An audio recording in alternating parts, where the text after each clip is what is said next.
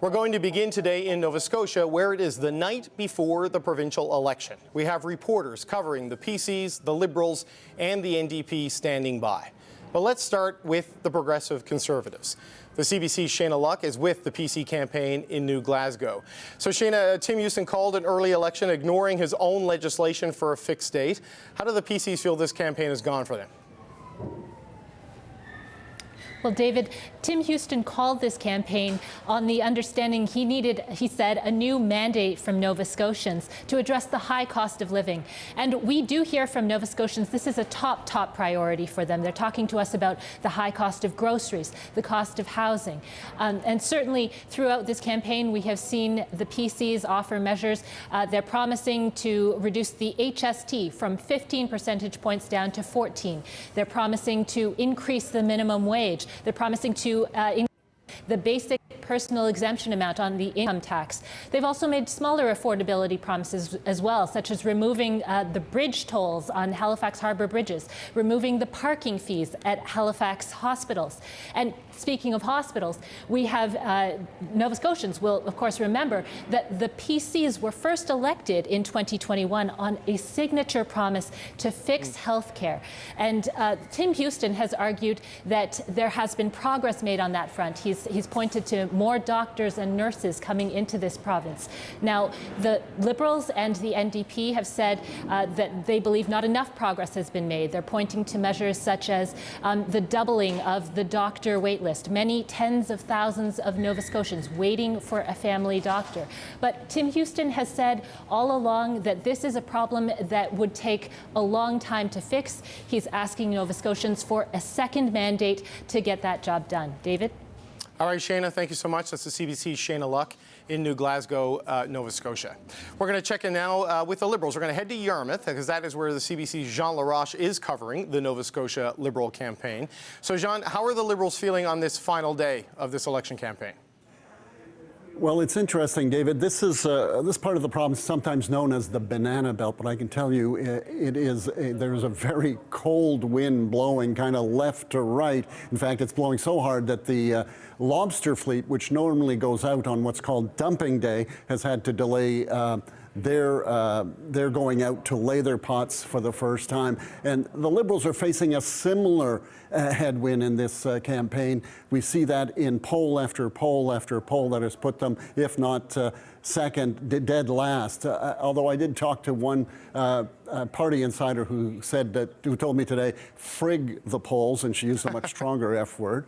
But they're clearly hoping the polls are wrong and that they can pull out some sort of, so I don't think anyone expects them to move into government this election, but certainly they want to hold on to official opposition status, which is where Zach Churchill, their leader, inherited a party that had been bounced from government into opposition, and they're hoping to hold on to that, but clearly there is they are facing strong headwinds. They hope and pray that they'll do better than what the polls have suggested. David.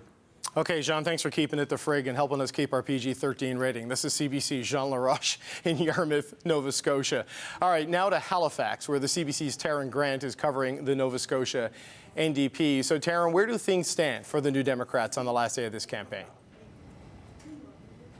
Well, they seem to be in a good position to pick up some seats in this election and finally grow after more than a decade of trying to rebuild from their one time in government. You might remember that the NDP had one shot at forming government in Nova Scotia. They only got one term, and that term ended in 2013. They've been stuck in third place ever since. So they're really hoping that in this election, they hold on to the 6 seats that they've got and add a few more onto that. Unlike the Liberals, they're hoping that the polls are right, because the polls are showing them in lockstep with the Liberals right now. And that could be a good thing for this party. If they can move up from third into second, that would be not only good for the party, but really a big deal for their leader, Claudia Chender. She could become the first elected female leader of the official opposition in Nova Scotia. So they're strong in Halifax typically, so that's where they hold a lot of their seats right now in the urban core. Their internal polls show that they're holding those seats. They're likely to hold those seats and probably pick up a few more within HRM. But of course, none of this is a foregone conclusion yet. They could stay stuck in third place. They could stay stuck around 6 seats rather than picking up the few that they have their eyes on. They started out really slow out the gates in this campaign. They were almost a week in before they had any new policy ideas. They were 3 weeks in before they shared their platform. They did pick up some steam on the back half of the campaign. So tomorrow we'll find out if that went far enough to get them where they're trying to go. Okay, Taryn, thank you so much. That's the CBC's Taryn Grant here in Halifax. And CBC will be live from the Nova Scotia Legislature tomorrow for election night. Join hosts Tom Murphy and Amy Smith for up-to-the-minute results, expert analysis, and live reports from our journalists and communities right across the province. And I'll be there too. Polls close at 8 p.m. Atlantic, that's 7 p.m. Eastern, and that's when coverage kicks off right here on CBC News Network and CBC Television in Nova Scotia. So follow along on TV, on CBC Radio, or wherever you stream CBC. Okay, we're going to dig deeper into the lay of the land now heading into this election. TheWrit.ca's Éric Grenier joins me now. He also runs the CBC poll tracker. Éric, Jean Laroche spoke to a Liberal and said, frig the polls. You don't say that about polls ever. What did the latest polls in Nova Scotia show us about this race?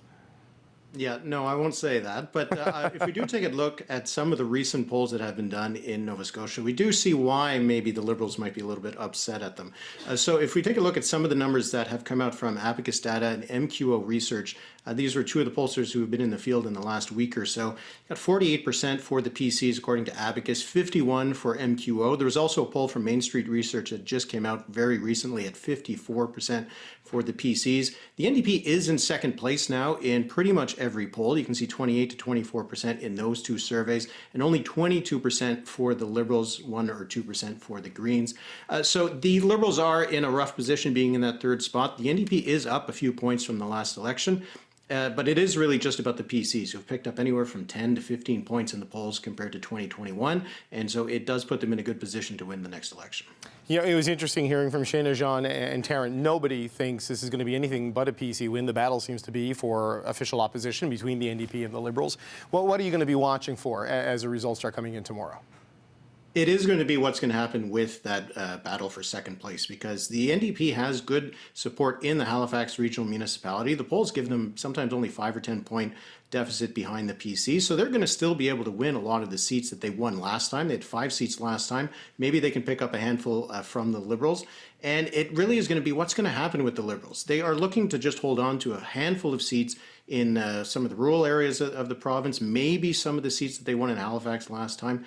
Can they hold on, actually win a couple seats, actually put some pressure on the NDP for that official opposition role? It is just a case of how the first past the post system is rough on that party that's in third place. Because the NDP support is so concentrated, they got the inside track on finishing second. Okay, so that's the high-level look of what we might see happen here in Nova Scotia tomorrow. But there's also some new federal numbers out today. Walk us through those. Yeah, so we had an update to the CBC poll tracker, which is an aggregation of all the polls that are published in Canada. And if we look at where the numbers stand right now, it is, as we've been seeing for a long time, an 18-point lead right now for the Conservatives. They're at about 41.5% support. The Liberals are down to 23% right now. There was a poll that came out today that had them even further back. And the New Democrats in third place at 19%. If we continue with where the other parties are, the Bloc Québécois has about 8% support nationally, but in Quebec, they've now moved well ahead. There's actually some indication in their poll tracker. The Conservatives are now second in Quebec, Greens at 5%, and the People's Party at 3%. If we translate that into seats, we're currently awarding the Conservatives 213 seats across the country, wow, which is a huge majority government. They could even win upwards of 230 if things go well for them. The Liberals at just about 60 seats could hold on to that second spot, but if things go really badly for them, the Bloc Québécois, with their ability to win 40 to 45 seats right now, actually do have a shot of finishing second and taking that official opposition role that they once had in 1993. So the numbers continue to be really bad for the Liberals, really good for Pierre Poilievre and the Conservatives, and for the New Democrats, still holding that third spot and hoping that they can close the gap on the Liberals for that second place. Okay, Éric, always appreciate the time. That's TheWrit.ca's Éric Grenier.